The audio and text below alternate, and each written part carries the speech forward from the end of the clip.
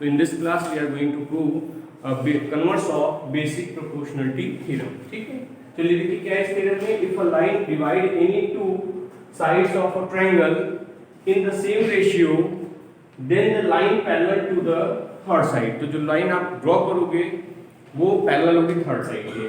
आइए देखिए कैसे है, ये डायग्राम से समझते हैं। तो आप देखिए यहाँ पर एक ट्रायंगल एबीसी ले लिया आपने और इनके साइड AB और AC पे 2 पॉइंट्स आप ले लो, E, D और E। ठीक है, तो साइड AB और AC पर जो पॉइंट्स आप ले रहे हो वो साइड AB और AC को सेम रेशियो में डिवाइड कर रहे हैं। इट इज गिवन कि AD और DB का जो रेशियो होगा वही AE और EC का भी रेशियो होगा। तो ये गिवन है। ठीक है, इसको गिवन में नोट करते हैं। तो गिवन में आप लिख दीजिए in triangle ABC AD upon DB will equal to AE upon EC। ठीक है ना, तो ये गिवन हो गया कि इस बार जो टू साइड्स पे हम लोग पॉइंट्स ले रहे हैं D और E, ये इन साइड्स को सेम रेशियो में डिवाइड कर रहे हैं। जैसा कि बीपीटी हम लोग प्रूव करते थे तो इसी को हमने प्रूव भी किया था। बीपीटी थ्योरम में आपने ये प्रूव किया था कि ये रेशियोज क्या होंगे, इक्वल होंगे और वहां पे लाइन जो है वो पैरेलल गिवन होता था। बट दिस टाइम आपको ये रेशियो इक्वल दिया हुआ है। ठीक है, ये डी और ई पॉइंट जो आपने साइड AB और AC पे ले रखा है वो AB और AC को सेम रेशियो में डिवाइड कर रहा है। और हम लोग यहाँ पे क्या करेंगे, प्रूव करके दिखाएंगे कि जो DE को ज्वाइन करने पे जो लाइन का फॉर्मेशन हो रहा है DE वो पैरेलल होगा BC के। ये हम लोग को प्रूव करना है। ठीक है, तो यहाँ पे प्रूव क्या करना है आपको, टू प्रूव आप करने जा रहे हो कि DE is parallel to BC। ठीक है, इसीलिए इसको बोलते हैं कन्वर्स ऑफ बीपीटी। कि बीपीटी में जो गिवन था वही हम लोग यहाँ प्रूव करने जा रहे हैं। तो जो प्रूव किया गया था उसको गिवन में दे दिया गया है कि AD upon DB will equal to AE upon EC। ये गिवन हो गया और हम लोग प्रूव करने जा रहे हैं जो DE है वो BC के पैरेलल होगा। कन्वर्स हो गया उसका। ठीक है, देखो यहाँ पर एक कंस्ट्रक्शन करना होगा। हम लोग ये तो प्रूव करने जा रहे हो ना DE पैरेलल टू BC। अगर आप ये प्रूव करने जा रहे हो कि DE जो लाइन है वो BC के पैरेलल है तो हम क्या DE और BC को पैरेलल लेके चल सकते हैं? नहीं लेके चल सकते हैं भाई। बीपीटी के अकॉर्डिंग तो जब AD और यहाँ से रेशियो जब ये पैरेलल होगा तभी रेशियो डिवाइड होगा। बीपीटी में आपने प्रूव किया था AD अपॉन DB और AE अपॉन EC को इक्वल करके दिखाया था, तो वो चीज तो यहाँ गिवन में हो गया। और आपको ये प्रूव करना है कि DE BC के पैरेलल है, तो हम लोग को जो प्रूव करना है वो हम लोग एज्यूम नहीं कर सकते या वो हम लोग लेके नहीं चल सकते। ठीक है ना, तो हम लोग क्या करेंगे कि DE को D is not parallel to BC लेके चलेंगे। DE is not parallel to BC लेके चलेंगे और बाद में करके दिखाएंगे कि नहीं DE BC के पैरेलल ही है। ठीक है, तो अब करेंगे क्या कि हम लोग एक लाइन और ड्रॉ करेंगे। कंस्ट्रक्शन करना पड़ेगा। कंस्ट्रक्शन क्यों कर रहे हो इस बात को समझ लो। कंस्ट्रक्शन क्यों कर रहे हो कि यहाँ पर जब DE BC के पैरेलल नहीं है तो कोई ना कोई एक लाइन तो होगी ना। अगर हमने कहा DE BC के पैरेलल नहीं तो कोई लाइन होगी जो B से जाएगी और AC को कहीं ना कहीं इंटरसेक्ट करेगी और वो BC के पैरेलल हो जाएगी। तो एक ऐसी लाइन हमको यहाँ पर लेनी होगी। आइए एक लाइन हम लोग और ड्रॉ करते हैं। ये कंस्ट्रक्शन वर्क है, हमने एक लाइन और ड्रॉ कर दिया और ये हो गया DE डैश। ठीक है, अब हम लोग ये जूम कर लेंगे कि जो DE डैश है ये किसके पैरेलल हो जा रहा है, BC के। कंट्रडिक्शन वाला केस आएगा। अभी जो हम लोग एज्यूम कर रहे हैं वही हम लोग कहते हैं नहीं ऐसा नहीं है।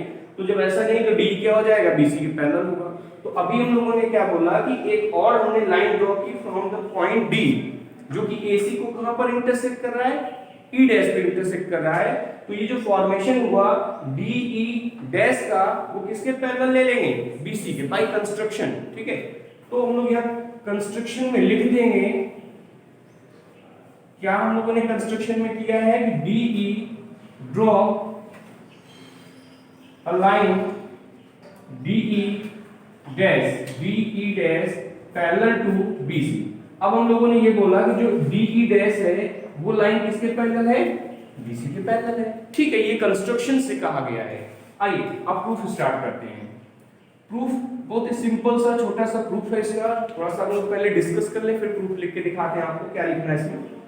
देखिए एक बात तो ये क्लियर है कि जब डीई डैश जो आपने कंस्ट्रक्शन में लाइन बनाई है डीई डैश अगर बीसी के पैरेलल है तो इसका मतलब आप mid point basic proportionality theorem आप लगा सकते हो। बीपीटी थ्योरम जो आपने प्रूव किया था उसको अगर आप अप्लाई करोगे कि DE is parallel to BC तो उस केस में क्या हो जाएगा एडी अपॉन डीबी रेशियोज जो साइड्स के हैं वो इक्वल होंगे तो आप लिखोगे AD upon DB will equal to AE dash upon E dash C.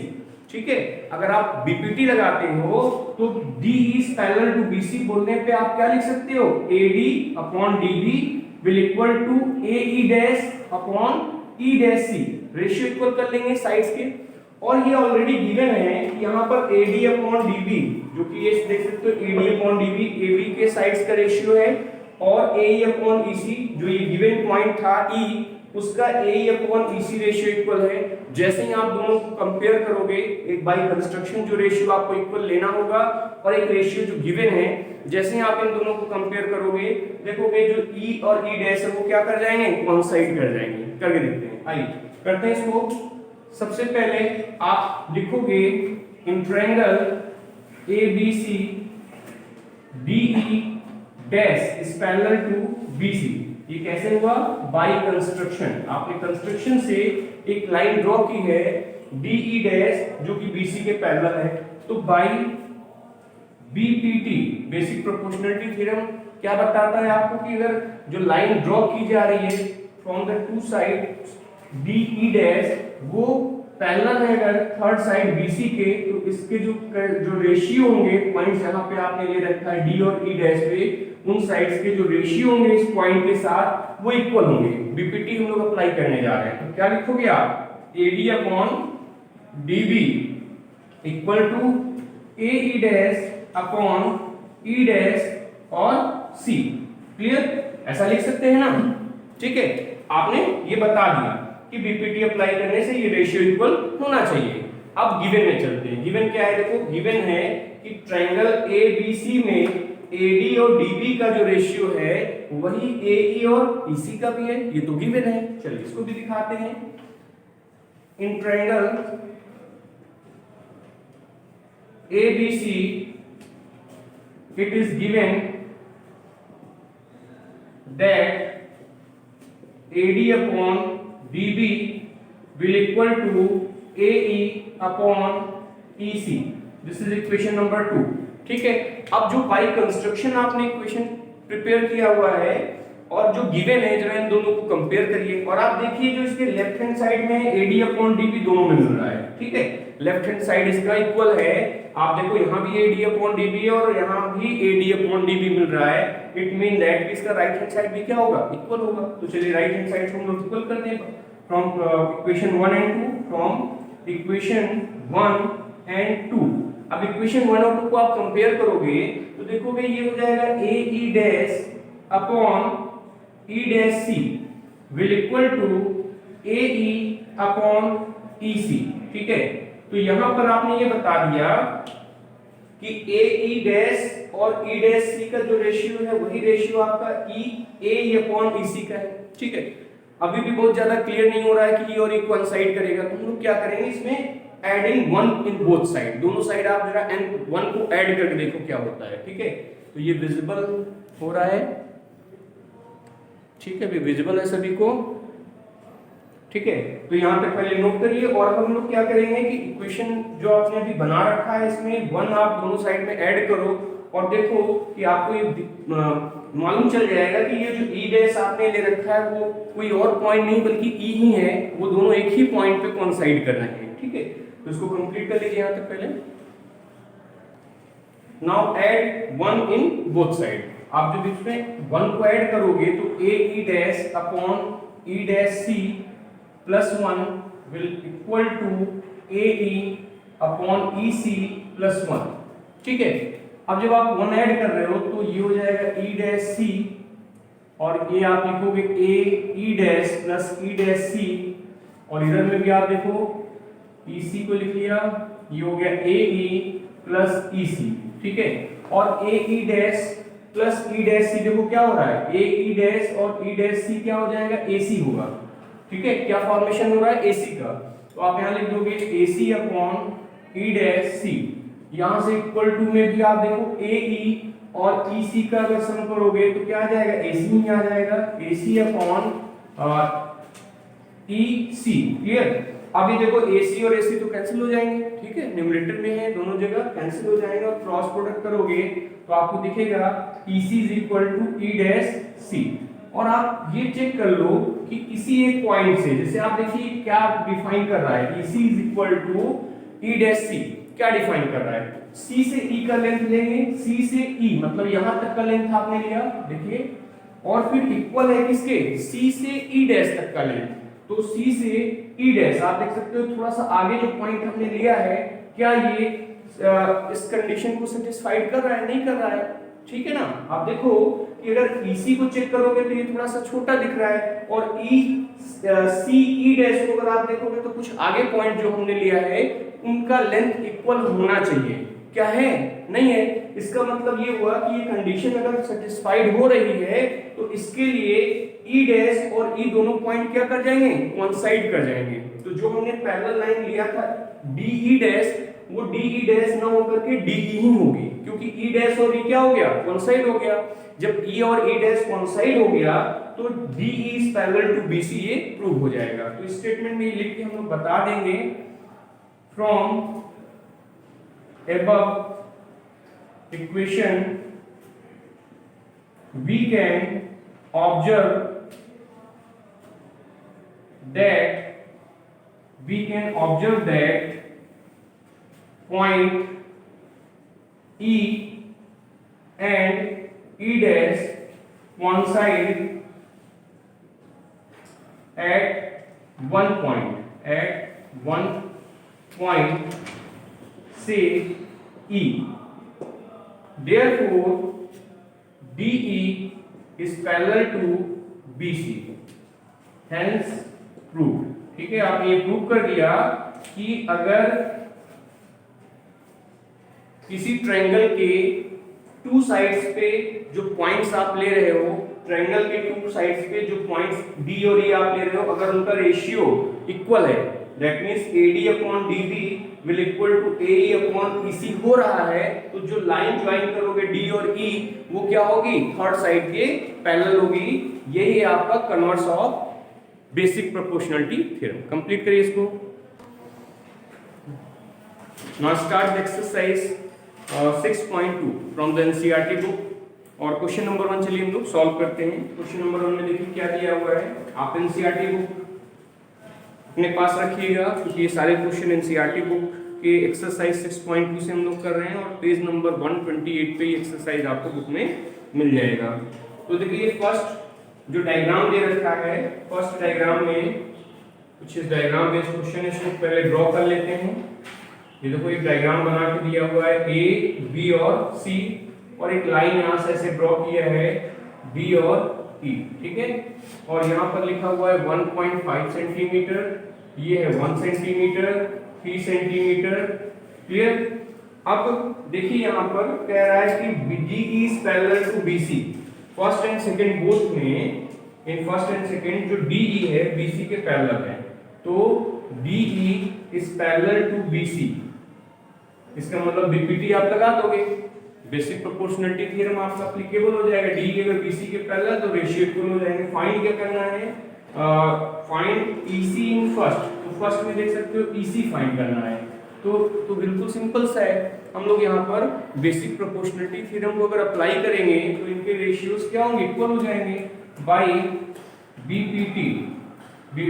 Basic proportionality theorem से आप इसको लिख सकते हो AD upon DB equal to A upon EC, ठीक है, और सारी वैल्यू तो आपको बता ही रखा है। एडी कितना है 1.5 है, डीबी 3 है, और ए 1 है, और आपको ईसी मालूम करना है, तो ईसी आपको मिल जाएगा, EC is equal to 3/1.5, cross product ले लिया इसको, और ये आ जा रहा है 2, ठीक है। तो ईसी की जो वैल्यू है वो आ जाएगी 2 सेंटीमीटर, ठीक है।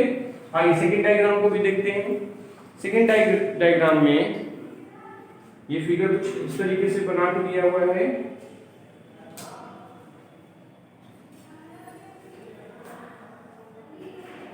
और इसको इस तरीके से ज्वाइन करो आप, ए बी सी, यहाँ से डी और ए लाइन ड्रॉ किया आपने, और देखो ये है 1.8 सेंटीमीटर ए दे रखा है, पीसी है 5.4 सेंटीमीटर, 7.2 सेंटीमीटर है, बीडी और एडी इस बार पूछा हुआ है, तो सेकंड फिगर में एडी फाइंड आउट करना है। फिर से देखो इस डायग्राम में भी डी क्या है, बीसी के पैरेलल है, इट इज गिवन, तो जब डीई बीसी के पैरेलल है तो उस केस में बीपीटी आप अप्लाई करोगे और उनका जो रेशियो होगा वो इक्वल होगा, दैट मींस जो डी और ई पॉइंट से ये AB और AC डिवाइड हो रहा है उनका रेशियो इक्वल होगा, तो by BPT AD upon DB equal to AE upon EC, तो AD आपको फाइंड करना है, DB कितना है 7.2 है, AE आपने लिख लिया 1.8 और EC है 5.4, और AD इज इक्वल टू आप कैलकुलेट कर लीजिए कितना आएगा ये 2.4, जब इसको आप कैलकुलेट कर लेंगे तो ये आ जाएगा 2.4 सेंटीमीटर। ठीक है, कंप्लीट करिए इसको and now move to the question number 2। In question number 2 one triangle PQR is given, तो एक ट्रायंगल हम लोग पहले कंस्ट्रक्ट कर लें, ये ट्रायंगल है PQ एंड R, और इसमें जो है EF यहाँ पे 2 पॉइंट्स हो जाएंगे E और F, ठीक है, E जो पॉइंट है वो PQ पे ले लिया और F ले लिया PR पर, तो EF को जब आप ज्वाइन करोगे, ये EF को ज्वाइन करोगे तो ये क्या हो जाएगा, ये QR के पैरेलल होना चाहिए, इसके लिए कौन सी कंडीशन यहाँ पे ट्रू है।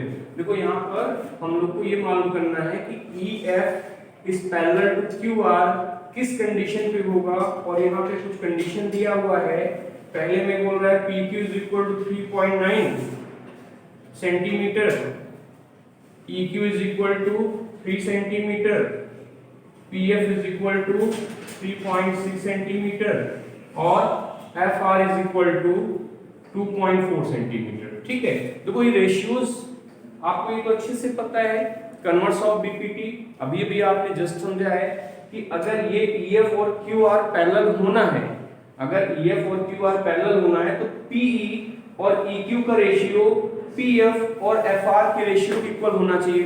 देखो बीपीटी को आप ऐसे भी चेक करते हो, कोई जरूरी नहीं कि आप अलग अलग सेगमेंट में इसको लो, आप PE का PQ के साथ भी रेशियो चेक कर सकते हो, एक ट्रायंगल का इस पार्ट ले लिया, एक बड़े वाले का ले लिया, ठीक है, तो भी वो चेक हो सकता है। तो ऐसी कंडीशन अगर दी है कि PE के साथ आपका PQ दिया है तो हम उससे भी रेशियो चेक कर सकते हैं, वो रेशियो भी इक्वल होगा तो देन आप बोल दोगे कि पैरेलल हो रहा है। ठीक है, आइए कर देखते हैं क्या है इसमें PE, तो रेशियो पहले चेक करना है, PE अपॉन EQ क्या आता है देख लो, ये 3.9 और EQ है 3, तो ये कितना आ जाएगा 1.3, ठीक है ना।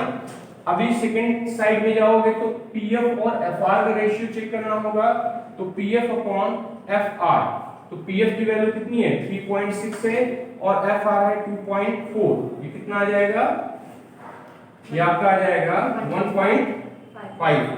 तो आप यहाँ पे दिखा सकते हो कि PE upon EQ is not equal to PF upon FR, ठीक है, इक्वल नहीं हो रहा है। इट मीन दैट कि पहले वाले कंडीशन में EF is not parallel to QR, ये फर्स्ट कंडीशन जो है वो आपका पैरेलल के लिए सेटिस्फाइड नहीं कर पा रहा है, जो रेशियोज हैं इक्वल आ जाते तो यहाँ पे आप बोल सकते थे कि EF is parallel to QR। I second part भी दिया हुआ है, इसको भी चेक करना होगा, तो सेकंड पार्ट चेक कर लेते हैं।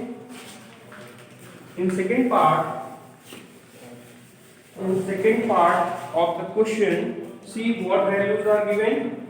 In second part, PE is given 4 centimeter, QE is given 4.5 centimeter, PF is given 8 centimeter and RF is equal to 9 centimeter. Again we will check the ratios of the part of the side PE and EQ और PF और FR का ratio ही आपको check करना है फिर से। तो हम लोग चेक करेंगे पहले PE और EQ का रेशियो क्या आ रहा है, EQ और QE both are the same, तो 4/4.5, ठीक है। अच्छा, दूसरा आप चेक कर लो, जो सेकंड साइड का रेशियो आ रहा है वो है PF अपॉन FR, और PF कितना है 8 है और FR जो है 9 है। तो क्या ये सेटिस्फाइड हो पाएगा? अगर 2 से इसको, हाँ ये हो जा रहा है। अगर आप 2 से इसको कैंसिल करोगे 2 4 जा, ये हो जाएगा 4.5। इट मीन दैट कि रेशियो क्या है, इक्वल आ गए। ठीक है। इन सेकेंड केस आप देख सकते हो कि जो PE और EQ का रेशियो है वही आपका PF और FR का रेशियो आ गया। Therefore PE upon EQ is equal to PF upon FR। तो ये क्या शो कर रहा है? ये शो कर रहा है कि EF is parallel to QR by converse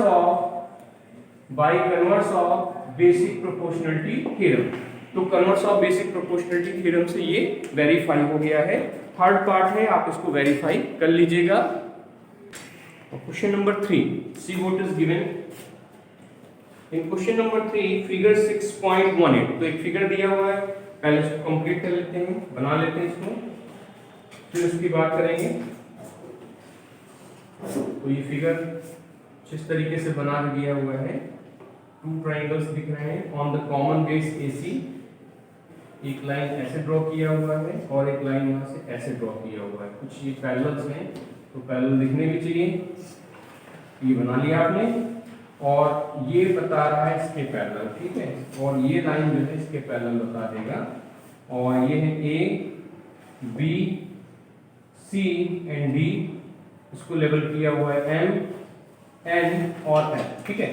ये है फिगर। ठीक है। फिगर आप बुक में देखिए गिवन है, और इसमें क्या बता रहा है कि LM is parallel to CD। Given note कर लें, गिवन है LM is parallel to CB।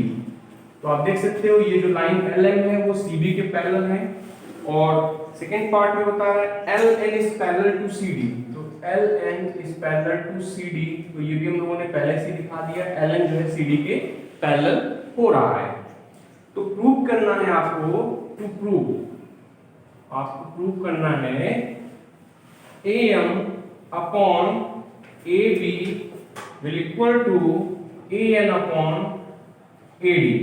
ये हम लोग प्रूव करने जा रहे हैं। चलिए करके देखते हैं क्या करना होगा। भाई देखो, आपको यहाँ पर अगर आपको ये प्रूव करना है कि AM और MB का जो रेशियो है वही होना चाहिए AN और ND का, और ये गिवन है कि MN and BC are parallel in this triangle ABC, और LN और BC are parallel in triangle ADC। तो इसका मतलब ये कि दोनों ट्रायंगल अलग अलग हम लें तो दोनों में BPT अप्लाई किया जा सकता है। बेसिक प्रोपोर्शनलिटी थ्योरम आप अप्लाई करोगे तो ये जो LM है वो अगर BC के पैरेलल है तो ये जो रेशियो होगा AM और MB का वो किसके इक्वल हो जाएगा? AL और LC के इक्वल हो जाएगा।